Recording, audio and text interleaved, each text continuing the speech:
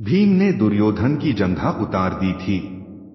वह खून में लथपथ होकर रणभूमि पर गिरा हुआ था।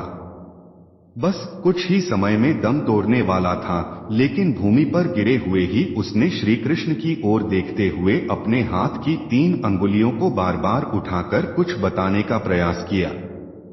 पीड़ा के कारण उसके मुंह से आवाज धीमी धीमी ही निकल रही थी। ऐसे में श्री कृष्ण उसके पास गए और कहने लगे कि क्या तुम कुछ कहना चाहते हो। तब उसने कहा कि उसने महाभारत के युद्ध के दौरान 3 गलतियां की हैं। इन्हीं गलतियों के कारण वह युद्ध नहीं जीत सका और उसका यह हाल हुआ है। यदि वह पहले ही इन गलतियों को पहचान लेता तो आज जीत का ताज उसके सिर होता।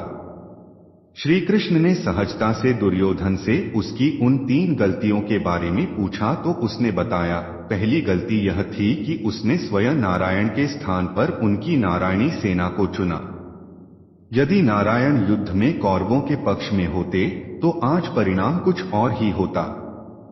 दूसरी गलती उसने यह बताई कि अपनी माता के लाख कहने पर भी वह उनके सामने पेड़ के पत्तों से बना लंगोट पहन कर गया। यदि वह नग्नावस्था में जाता तो आज उसे कोई भी योद्धा परास्त नहीं कर सकता था। तीसरी और अंतिम गलती उसने की थी, वो थी युद्ध में आखिर में जाने की भूल। यदि वह पहले ही जाता तो कई बातों को समझ सकता था और शायद उसके भाई और मित्रों की जान बच जाती। श्री कृष्ण ने विनम्रता से दुर्योधन की यह सारी बात सुनी। फिर उन्होंने उससे कहा, तुम्हारी हार का मुख्य कारण तुम्हारा अधर्मी व्यवहार और अपनी ही कुलवधू का वस्त्राहरण करवाना था। तुमने स्वतः अपने कर्मों से अपना भाग्य लिखा।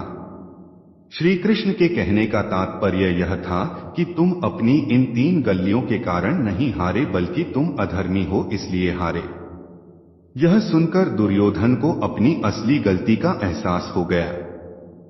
अभी के लिए इतना ही, फिर मिलेंगे एक नए कहानी के साथ। तब तक के लिए नमस्कार।